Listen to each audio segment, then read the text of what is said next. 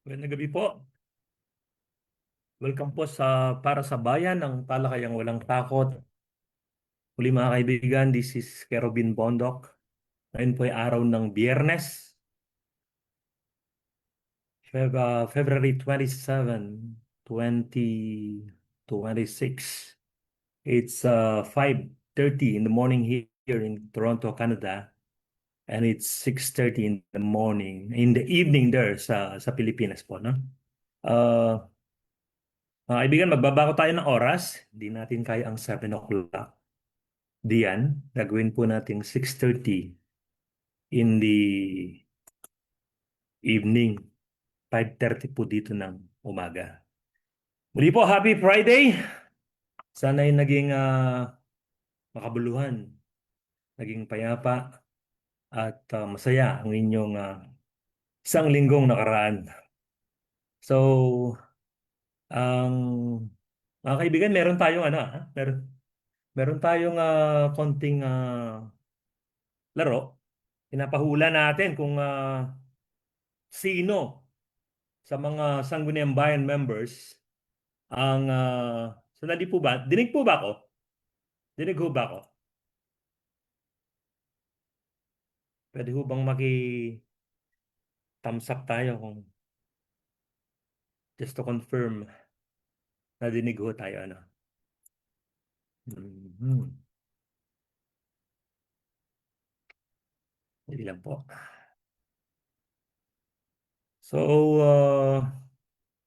sabi ho ng ating sponsor yung mananalo daw ay kailangan mag-like and share. Then po mapipili. Meron po tayong tatlong kababayan na mananalo kung sino ah, sa kanila yung, di ba? Share tayo ng screen ha. Kung sino sa kanila yung, yung mananalo, magkakaroon ng GCash na may sponsor tayo na 500 sa bawat isang kababayan. So, ito po, yung tatlo yung pinapahula natin, no? Ah, ah, ah, ah, ah, ah, ah, ah, ah, ah, ah. Ibon mang may layang lumipad. So, hanggat wala pong nananalo, hanggat hindi dumarating ang guest natin ngayon, so will be accepting answers hanggat sa mabuo. Mabuo ang ating ah, mga nananalo. Okay? Saan na tayo? Hindi ko alam kung bakit lumilitaw yung live. Sandali lang po ha. Okay, got it. Okay, ano ba yung pag-uusapan natin ngayon? Let me stop sharing.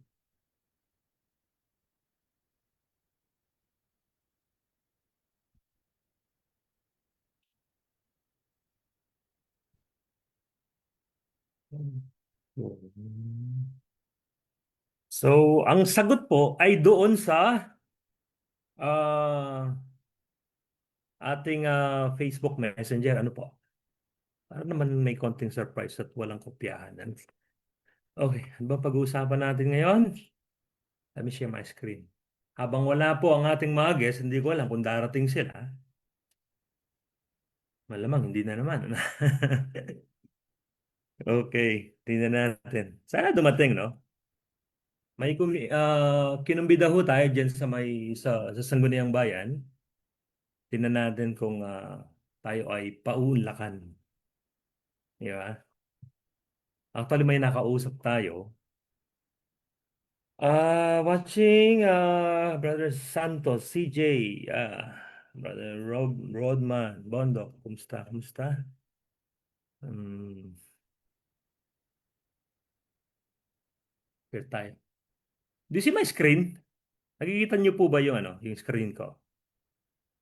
Uh, Thumbs up naman, thumbs up kung nakikita yung screen natin. Kita po ba?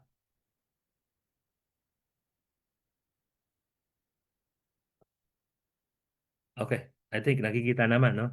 Nakikita, naririnig. Okay, okay. So, wait. Konting recap lang po. Last Friday, pinag-usapan natin yung proseso ng bidding sa pamahalaang lokal. At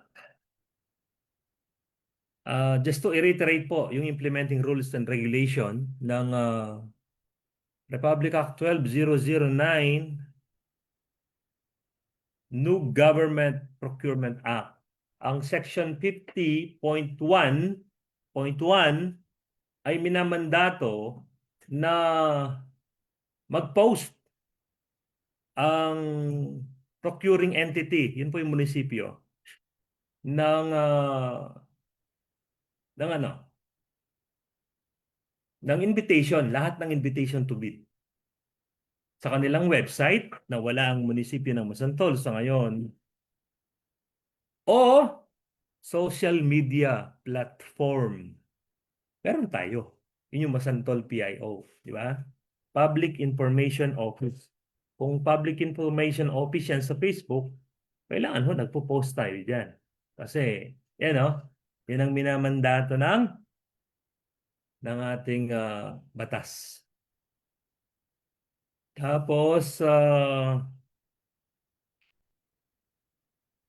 yun nga ho, wala pang napopost.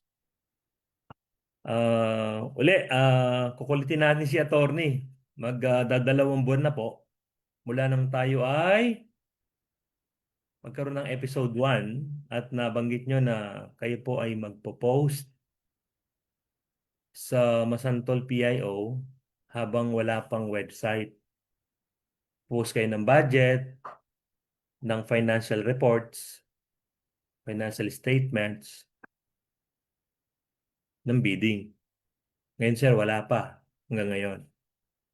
Medyo naniningil na ho tayo. Oh, Masantol Public Information Office. We have to inform the public. Hindi lang yung mga proyektong nagagawa, which is good, pati sana yung financial transactions ng munisipyo. Okay, tapos napag-usapan natin ng mga ilang paglabag sa batas na ito. So, failure mag-post, ayan po, napakalinaw, ano? Failure mag-post, hindi pagpo-post sa PhilJeps at official platforms. Ang official platform ho sa ngayon ay ang Masantol PIO sa Facebook.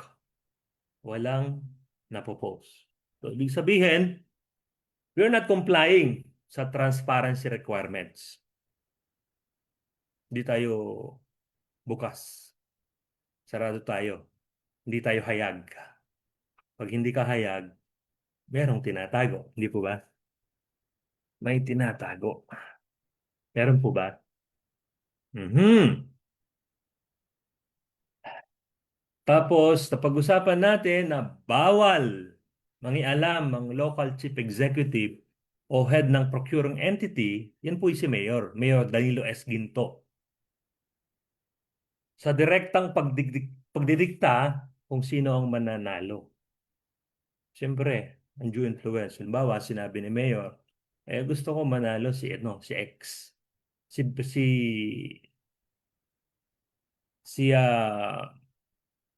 bidder X, contractor X. Kasi kaibigan ko yan eh.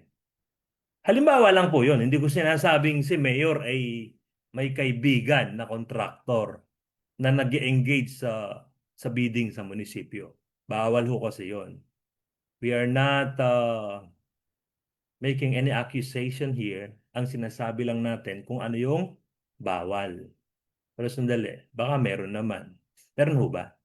Tatanong ho ha, hindi nag-aakusa. Okay. Ano sumunod? Conflict of interest ng back members o ng local chief executive may kamag-anak, personal na interest sa bidder. Yan, di ba? Malinaw naman yan. Hindi nag-inhibit kahit may malinaw na relasyon ang back member o members. Direct violation ng ethical standard. Siyempre, pinapanalo mo yung kamag-anak mo, bawal yun. Hindi pwede yun. Minsan nga, may mga nakikita tayo sa balita na sila mismo, sila mismo ang kontraktor, ano? Hindi tama, di ba? So, sana wala namang ganyan, no? Sana walang ganyan sa munisipyo. Kung may ganyan, sana tigil na ho natin yan. Dahil hindi tama. Iwasan natin ang hindi tama, gagawan, iwasan natin ang hindi tama, at gagawin natin kung ano yung tama. Okay po. Bawal magkaroon ng bidder, contractor, na kamag-anak, kaibigan ni Mayor o ng back members. Bawal po yun. So, wala pa. Okay. Hindi pa dumarating yung mga guest natin na galing sa Sangguniang Bayan. Yun yung pinapahula natin. As a small token of games, mga kaibigan. Wala pa. So, bawal yon. Ano pa? Pre-arrange, lutong Macau. Kunwari na lang ang bidding. Di ba? Kunwari na lang. Palabas na lang. Bawal yun, siyempre. Paglabag sa prinsipyo ng competitiveness. So,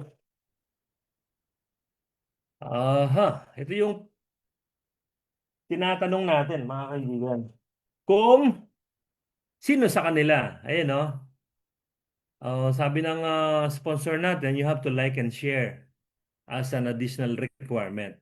Kung unang makapag-send po ng tamang sagot, tatlo. They're gonna be receiving 500 pesos sa kanilang GCash. Makilahok, makinig, makialam, mga kaibigan. So, anong topic natin uli? Oh, sandali pala. Yung topic natin ay ang gampanin ng Sangguniang Bayan sa sa para sa mabuting pamamahala. Ito yung bakit tayo may Sangguniang Bayan? Siyempre, ang bayan ang nag-elect. Ayan oh. Naalala nyo pa yung resulta ng pagboto, si ating current incumbent Mayor, Vice Mayor Danilo Ginto Buday. No? Sorry. Si Mayor pala. Lizelle Buday Ginto. So,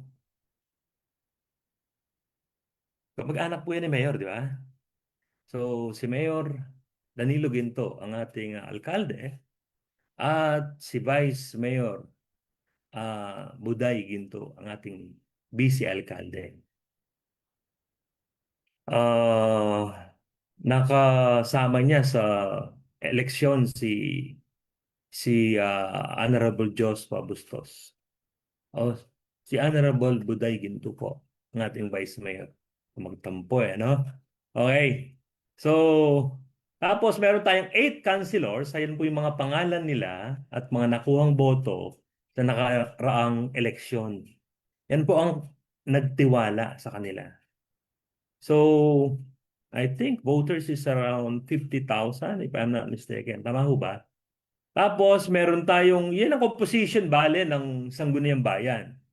Isang vice mayor, 4 na konsihales, o 8 konsihales, ah, tapos meron tayong ex officio members, ah, dati Bustos din to, no? Kalimutan ko yung pangalan.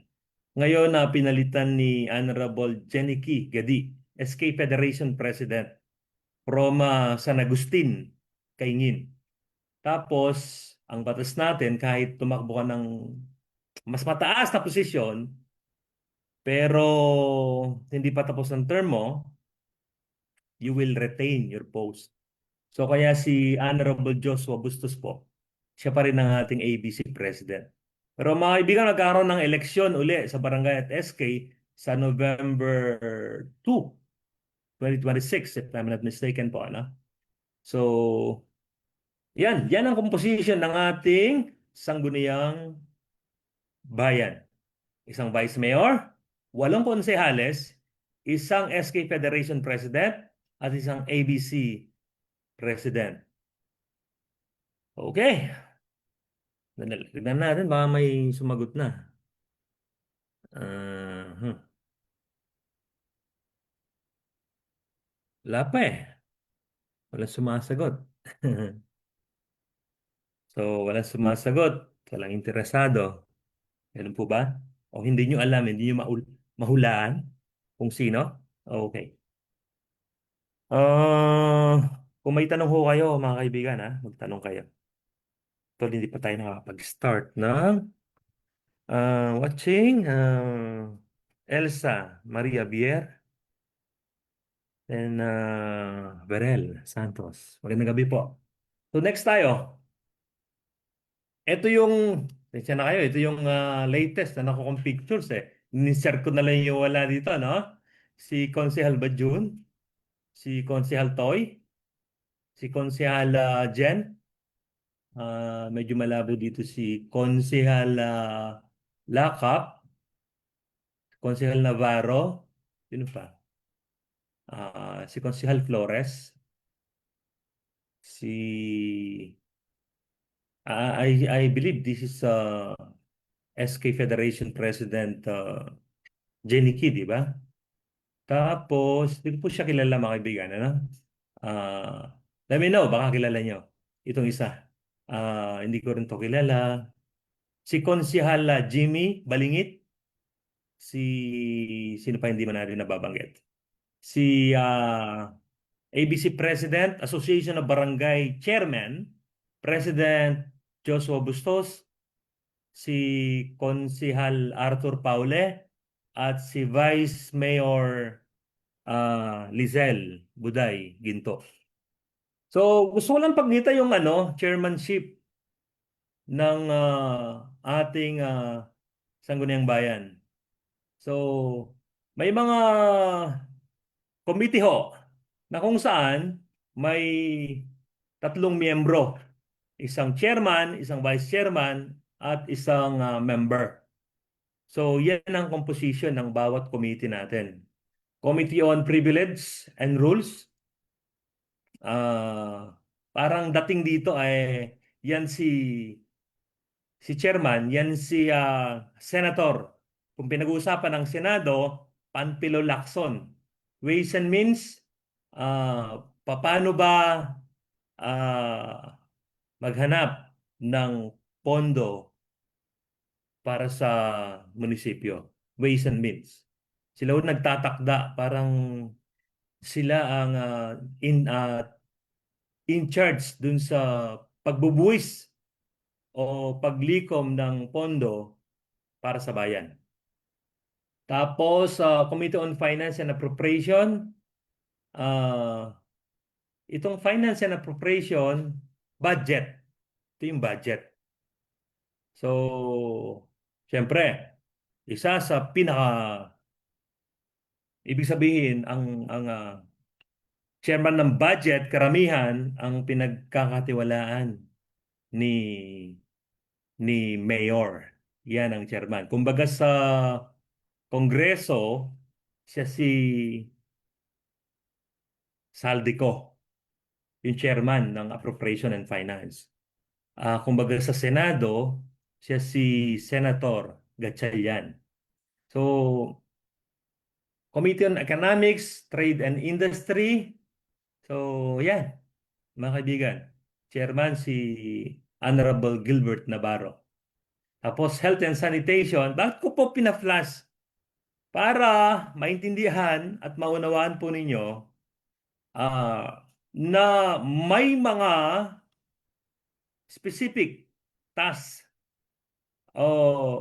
na magpo-focus ang isang konsehal kung saan siya magpo-focus sa paggawa ng ordinansa o resolusyon. Committee on Education and Culture. Siyempre, alangan naman si Chairman Navarro ng Trade and Industry mag, mag siya ang mag-head ng hearing sa Health and Sanitation. Hindi po tama 'yon. Encroachment, nangingialam ka sa hindi mo committee. Kung meron kang gustong ipasang ordinansa o resolusyon pero hindi pa tungkol sa iyong committee, kakatok ka sa iyong kapwa konsehal. Tama po ba? Okay. So, tapos Committee on Education and Culture, Marcelo I. Lakap. Dati nung nandyan ako, ang chairman dito si Konsehal Ronald Flores. So ngayon isang chairman is Marcelo I. Lakap. So,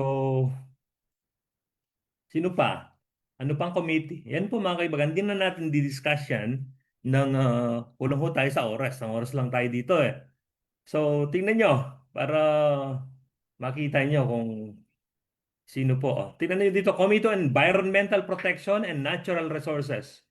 Carlito S. Viray. Dapat ho nangingialam kayo sa flood control project pala. Ganyan ang ano nyo natural resources yun di ba? Environmental Protection and Natural Resources. Silang tatlo. In particular, si Konsehal Carlito Toy Viray.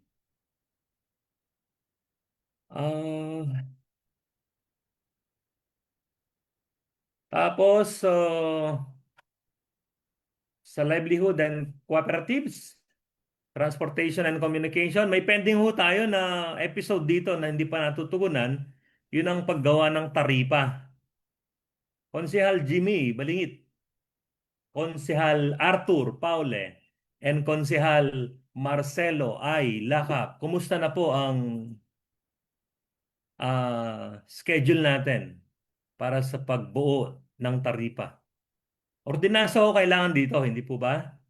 Kailangan po ng ordinansa para itakda kung magkano talaga ang pasahe sa e-bike, sa tricycle, sa pedicab, and related means of transportation.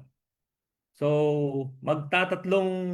hindi, tatlong linggo na. Ano na mga sirs, may nagawa na ho ba tayo? Nakapag-schedule man lang ng hearing? Balitaan nyo na ho kami. Okay? So, yung mga kababayan natin siyempre naman, hindi ang mga drivers and operators ang magdidikta kung sino, kung magkano ang pasahe. Mga sirs, trabaho po yan ng Sangguniang Bayan.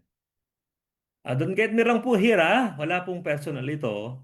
Ang trabaho lang ho ng Sanggunian ang pinag-uusapan natin. Committee on Public Works and Infrastructure, ulitin ko po, hindi si Konsehal Boboy Lakap ang chairman ng infrastructure. Baka kayo nakikita nyo, lagi siya nagpo-post sa mga projects, ano? So, ang chairman ho dyan si Arthur Paule. So, tingnan nyo, hindi man pala siya member. No? Pero, habi ho niya yan, ang mag-vlog. Pero, ayaw niya magpa-interview. Okay, sana maging habit din niya yung magpa-interview, ano? Palagay ko, hindi na darating yung mga inimbitahan natin eh. So be it. But the show must go on, sabi nga ho, di ba? So tapos sports and development, ah hindi na ho si Jeremy Aaron Bustos. Pinalitan na ho siya ni Jenicky. Ah, I suppose he is the chairman here. Youth and Sports po, no? Mm, pero ngayon may liga, di ba? Basketball. Pero ang focal person yata doon sina Konsehal Epifanio Lacap and Konsehal Ronald Flores po, ano? Bakit kaya? Paano naman si Jenicky na chairman ng Youth and Sports Development? Nag-wave po ba? Aha. And one thing more, sa tingin ko hindi yun function nila. Function nun ng executive eh. Mamaya pag-usapan natin ang detalye dyan. Ah, marami hong ano no, maraming committee na dapat atupagin, asikasuhin. Ah, kulang po ang panahon para kung magampanan natin ang lahat ng ito. Pero importante, we're doing our best to do our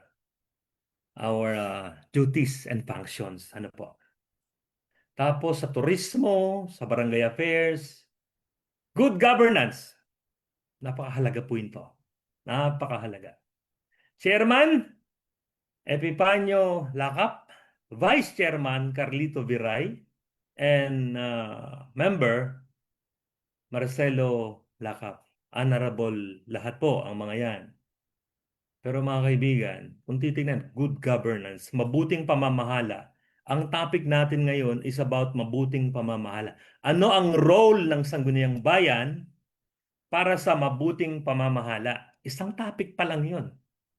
Wala pang public ethics, wala pang accountability, wala pang justice, wala pang human rights.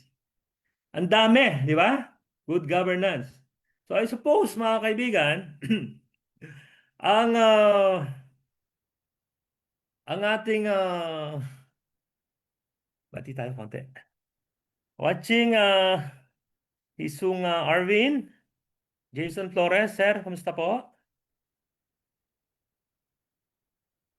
Na ano yung Carlito? Nagtatanong. Ano daw yung mga chairmanship? Ah, Merlan Kimbao, Brother Paulo Flores. Kumusta po kayo lahat? So, yan po pinapakita natin. Ah, yan ang chairmanship nila. Yan ang vice, yan ang member. Pero ang pag-aproba ng ordinansa at ang resolution ay collective po yun. The August body, ang honorable body. Kahit may committee report dito pero hindi inaprubahan ng buong sanggunian, wala pa rin pong ordinansa o resolution na ipapasa. Pero ang sinasabi ko dito, si Consiel Epipanyo Lacap, Carlito Viray, Marcelo Lacap, pala ang chairman, ang committee members ng good governance. Dapat ho pala kayo nag-sponsor ng website. Hanggang ngayon po wala pa tayo. Dapat kayo nagtataguyod kung na-post ba o hindi ang budget sa Masantol PIO na social media platform ng munisipyo ng Masantol. So attention natin. Konsehal Epipanyo Lacap, Konsehal Carlito Viray, Konsehal Marcelo I. Lacap. Sana po bigyan niyo ng hustisya na malaman ng taong bayan ang financial transactions ng munisipyo. Sa ngayon po kasi walang nakapost. Panahon na po tayo ng social media. You may be posting dyan sa munisipyo, dyan sa may palengke. Sir, mga sirs, 1991 pa ho yun. Di ba?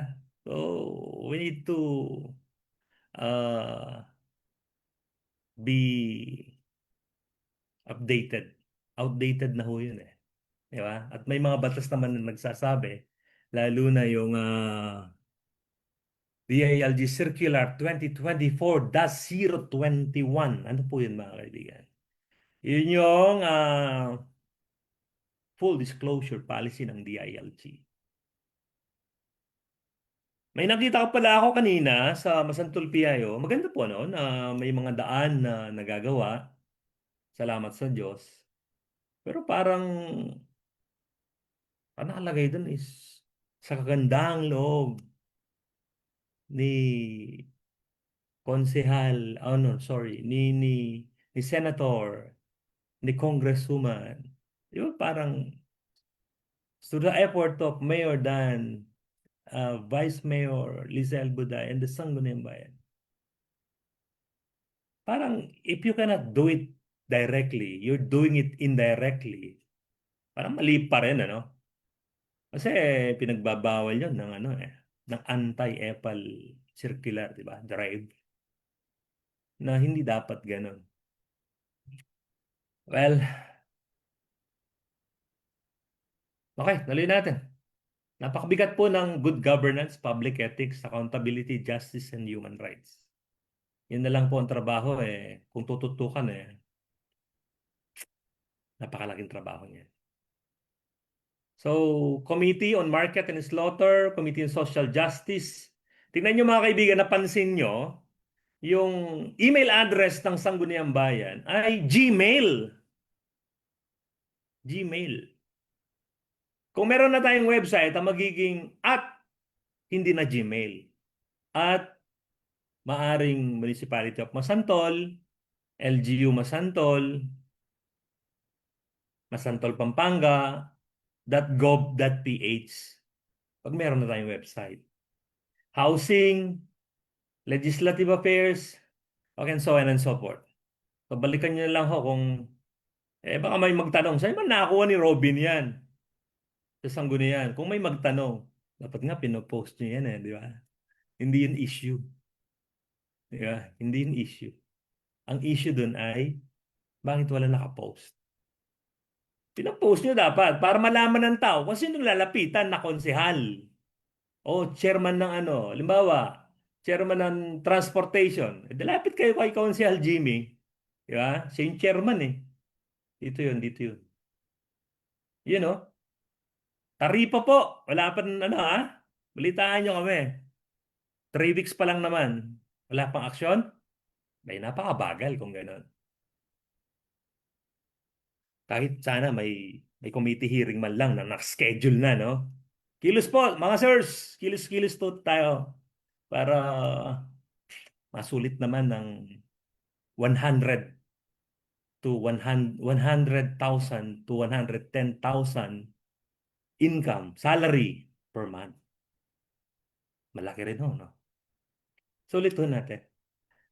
At saka patunayan naman natin sa mga nagtiwala sa atin, bumoto sa atin na tayo karapat dapat.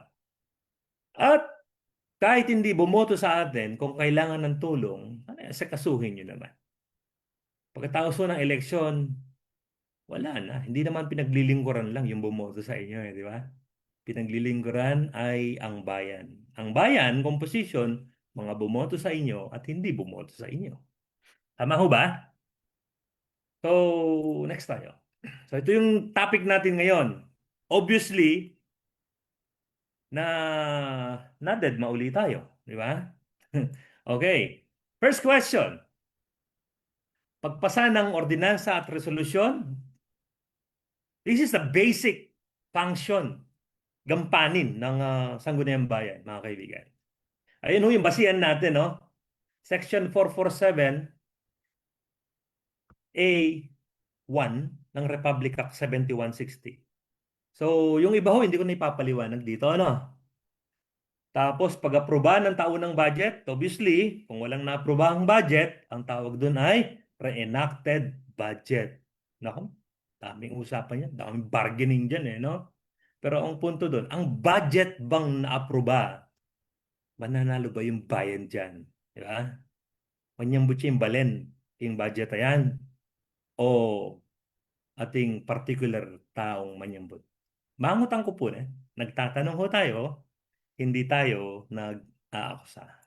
Tapos, pagtiyak ng fiscal responsibility, binabantayan ng sangguniang bayan ng maayos, matipid, makatarong ang paggastos ng pondo ng bayan. Ito talaga. So kayo pala nagbabantay dyan. Matipid ba? Baka magarbo.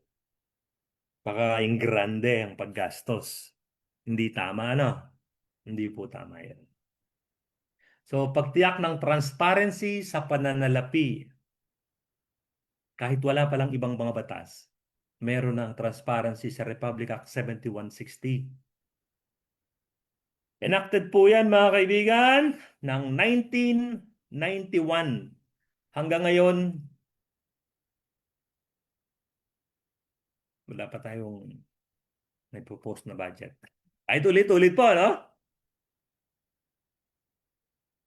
Kaya nga pala sa picture pong ito, mga kaibigan, hindi ko consial ito, si attorney po ito, attorney Isagani Gonzales, Jose Isagani Gonzales, ang ating municipal administrator. Ah, dito sa office nila, hindi ko lang bumisita. Hindi ko po alam kung sino to mga kaibigan, saka ito.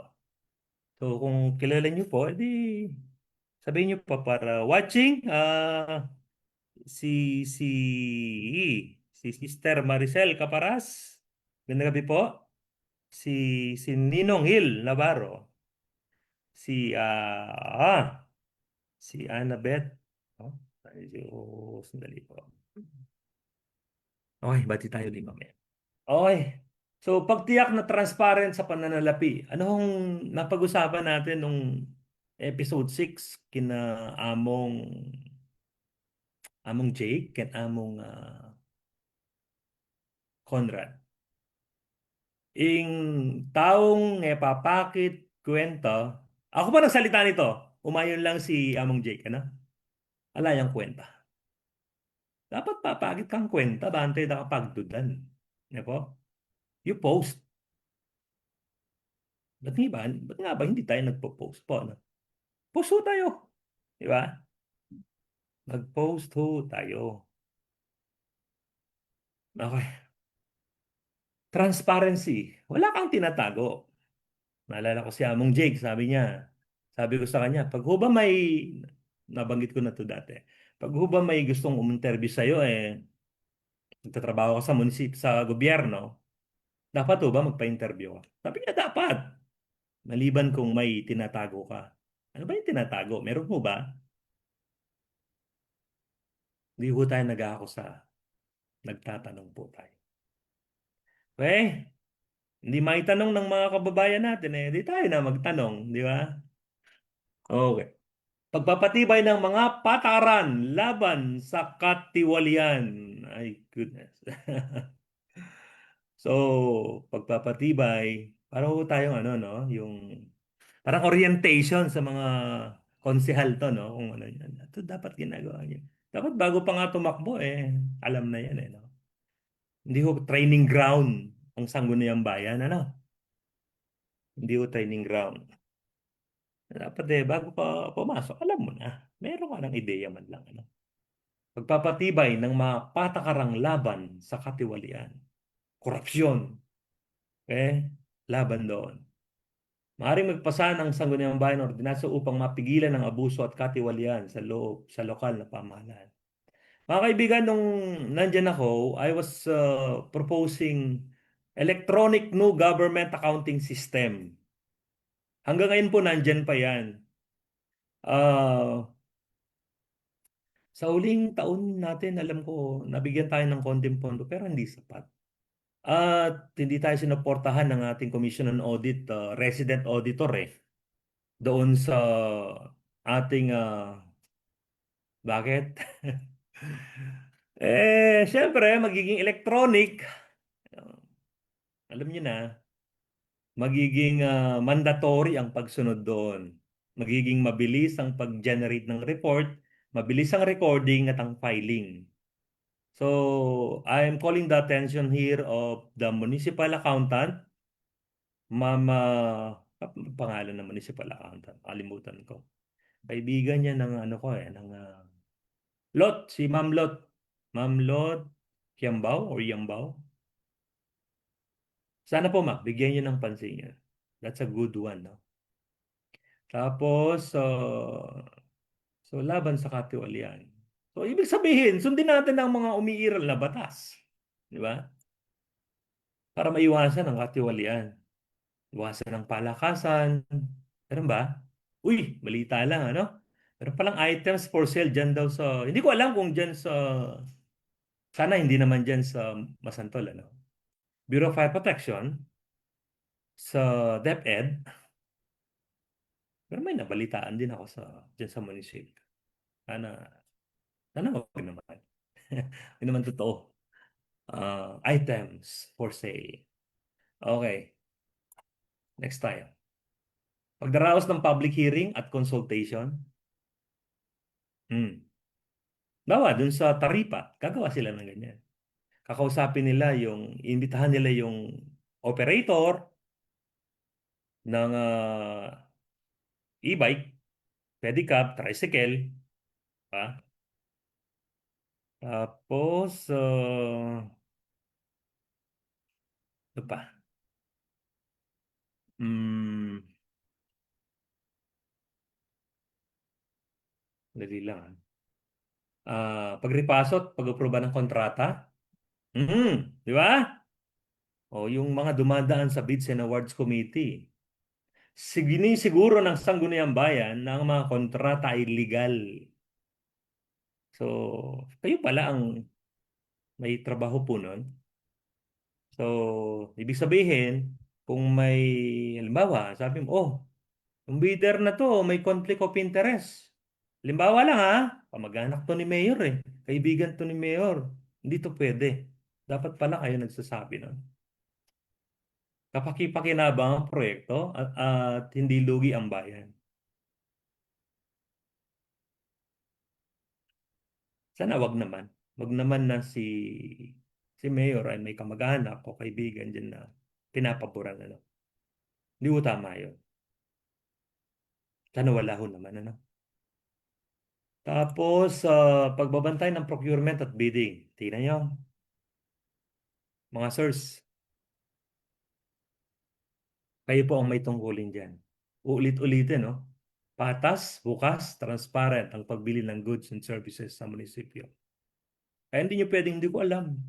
Hindi naman kami implementation eh. Pero kayo nagbabantay. Pagbibigay ng checks and balances sa punong barangay. Ako may komento ako dito, no? Kaya tinututulan natin ng political dynasty dahil karamihan, kung magkamag-anak, ang nasa isang sangay ng gobyerno, limbawa diyan, si Mayor at ang pamangkin niya, Vice Mayor, nalilimitahan na pagduda na i-check and balance ang mayor, di ba? Ganon din sa ating probinsya, si Mayor Pineda, si Governor Pineda at ang anak niya na Vice Mayor, Delta Pineda, di ba? Dennis, check mo ba naman ang nanay mo, di ba? Check mo ba uncle mo? Check mo ba kapatid mo? Well, wala pang political dynasty law, pero sabi ng konstitusyon natin, bawal ang political dynasty. Napakalapit nun, mga kaibigan. So, may pagdududa na magkakaroon ng check and balance pag gano'n. Oversight committee. Tine-check mo, no? Oversight eh. At ina-approve mo. Hmm. Pagpapatawag ng investigasyon in aid of legislation. Pwede pala magpatawag ang Sangguniang Bayan kung ano ang nangyari sa nakaraang pagbaha. Di ba? Kasi investigasyon in aid of legislation eh.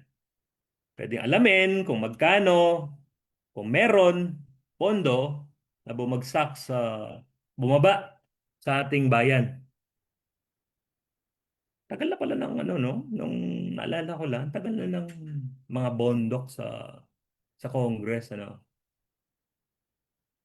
Ang tanong doon ay, kung walang bumabang flood control project, bakit wala? Kung meron, nyari. Tatanong ko tayo, Congresswoman Ana York, bondok. Kung wala pong bumaba, mula noong panahon ng inyong kapatid, ng inyong kapatid, kayo, tagal na. Ba't walang bumabang flood control project? Sa tagal nyo na din.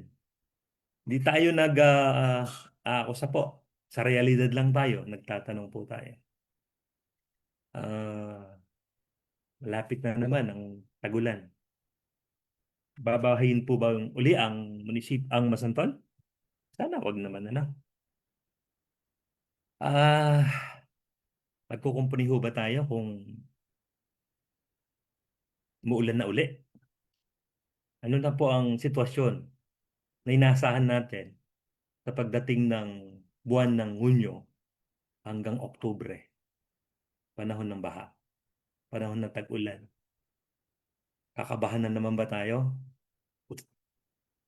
na baka mas mataas ang mangyayaring pagbaha kaysa sa nakaraan?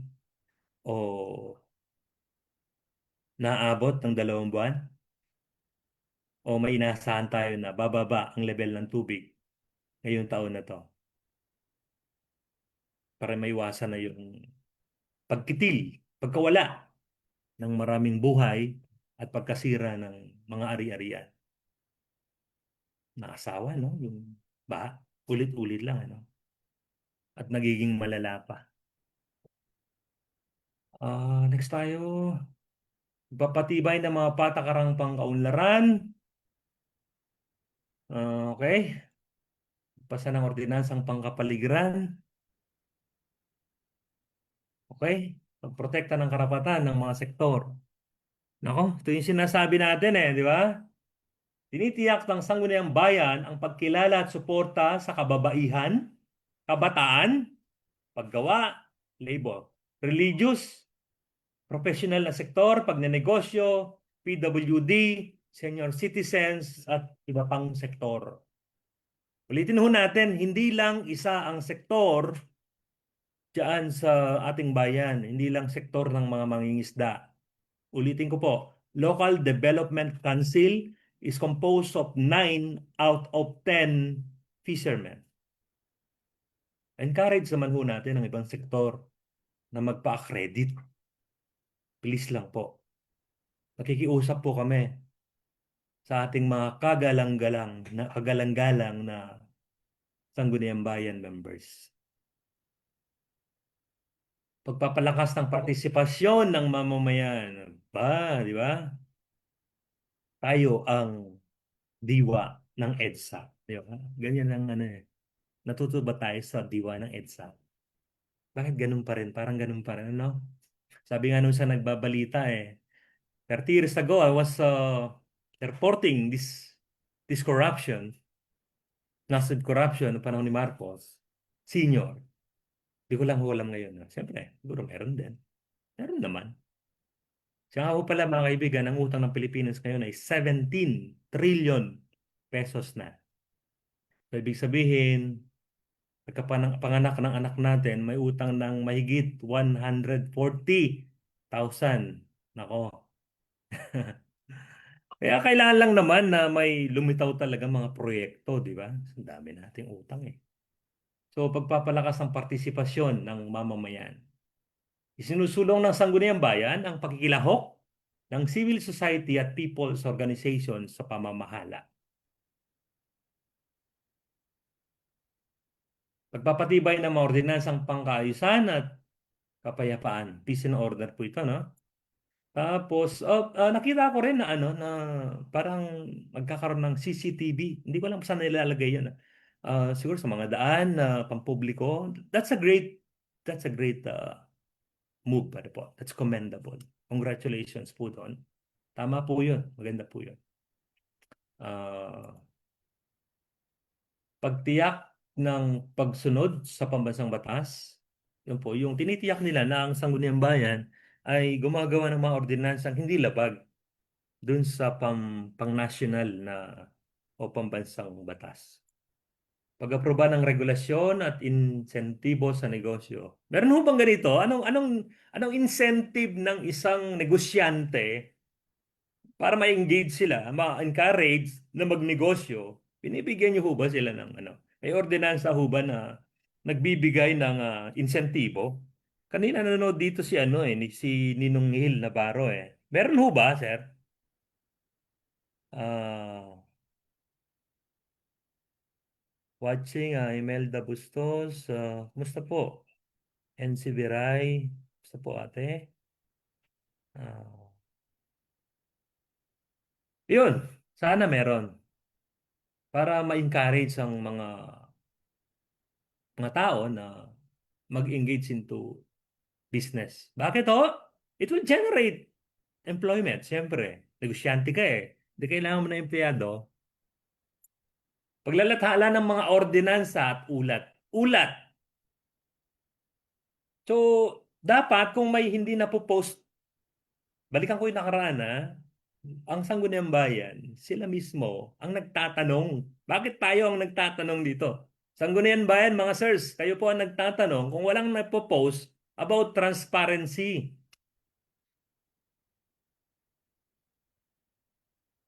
Mahalaga ito upang malaman ng mamayan ang batas at gawain ng pamahalaan. Pagbabantay sa implementasyon ng mga programa at proyekto. Yun, hindi lang hindi pagkat approve ng budget, wala na kayong role po. Meron po. So yung inaprubahan nyo, titingnan nyo kung nagamit ba ng maayos, kung ini-implement ba, di ba? Kaya sabi ng isang proponent, ako na nag-propose dyan sa Kongreso, naalala nyo? Pinropose ko lang, pero wala naman akong pakialam pagkatapos na mali po yun. Eh kung ang sangguniang bayan ay may function na magbantay sa implementation ng mga project and programs, so lalo na yung congressman at senador, di ba? Tapos ghost project. Hindi ko sinasabi yung may ghost project sa munisipyo. Naalala nyo, nabanggit ni Mr. Bernie Guevara. Natanong natin kung wala daw eh, di ba? Walang walang ayudang galing sa proyekto na binibigay sa mga konsehales. Hindi ko naman naitanong kung sa vice mayor o mayor, meron bang ayudang nanggagaling sa proyekto na binibigay sa konsehales. Nagtatanong ako, sirs, ma'am, hindi po tayo nag-accuse. Okay po? Sana wala. So, again, nagpapasalamat po tayo sa ating mga halal na opisyal. Sa kanilang initiative, may mga proyektong nagagawa. Lalo na yung daan, no, nung nakaraan. Yung pinakita I think an hour ago, sa Masantol PIO. Maganda po yun. Napakaganda nun. Maraming matutulog. Dati dumadaan ako dun sa may from Bebe Anak to Santa Lucia Wakas. Hindi yun sementado. Pero ngayon, maganda. Nabuhay po kayo. So, babantayan nyo mga sirs, mga konsehales, mga kagalang-galang na mga konsehales, yung implementasyon ng project and programs. Tapos, pagsisilbing boses at kinatawan ng mamamayan. You are the voice. You are the voice of the people. Di ba? Paano kung di nyo naririnig ang boses ng mga mamamayan? Anong kailangan? Kailangan po ng hearing aid. Di ba? So, ano talaga ang pangangailangan? Ang pangangailangan po ng mamamayan ngayon, mga kaibigan, ay ang solusyon sa baha.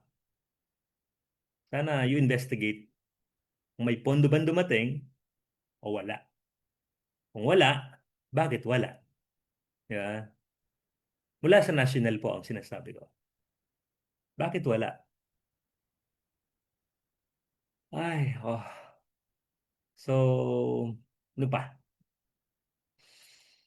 Buod o paglalagom.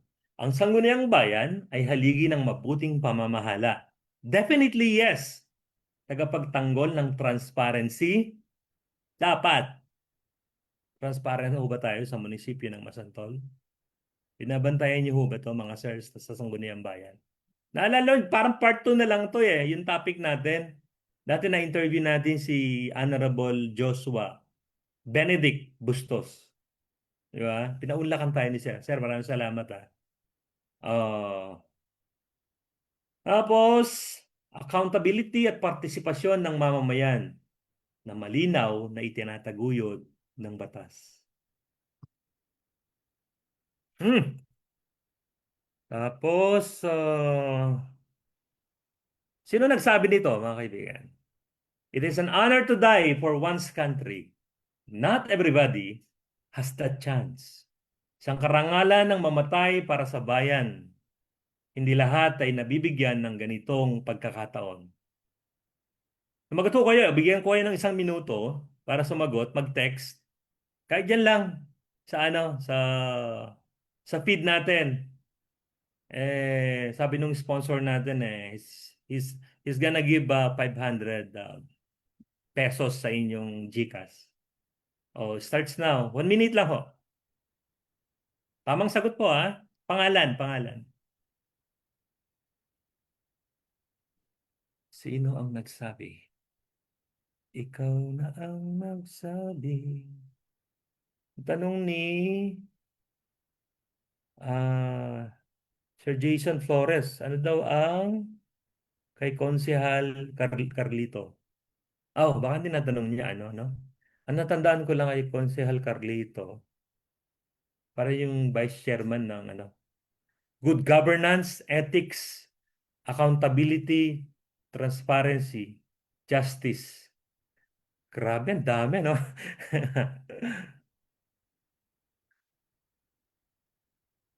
So, 1 minute is coming up. Sino nagsabi? Walang sumagot. Hula ho tayo. Ah,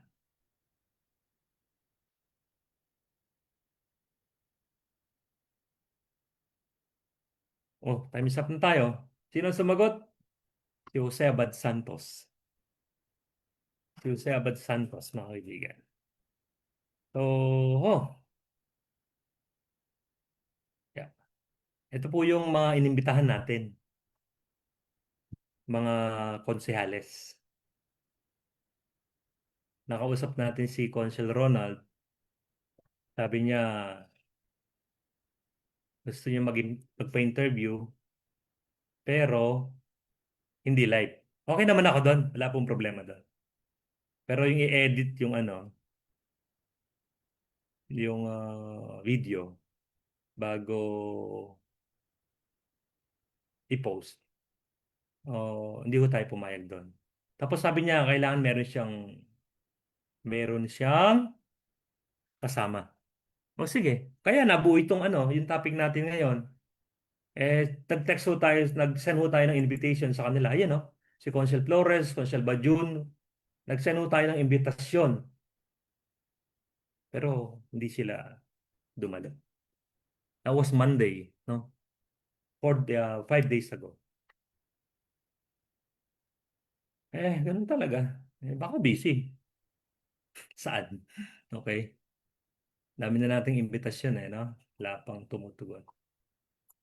Tapos, ulit, bawal po ang sensitibo sa mga public officials and employees. Bawal ang balat sibuyas according to GR number 2668/24 dated December 6, 2023. Ah, wala na ho tayong topic, mga kaibigan. Tapos na tayo. So, maraming salamat sa lahat ng nanood, lahat ng nakilahok. 6:30 na ho tayo sa susunod, mga kaibigan, ng gabi dyan sa Pilipinas. So, maraming salamat at mabuhay po kayong lahat.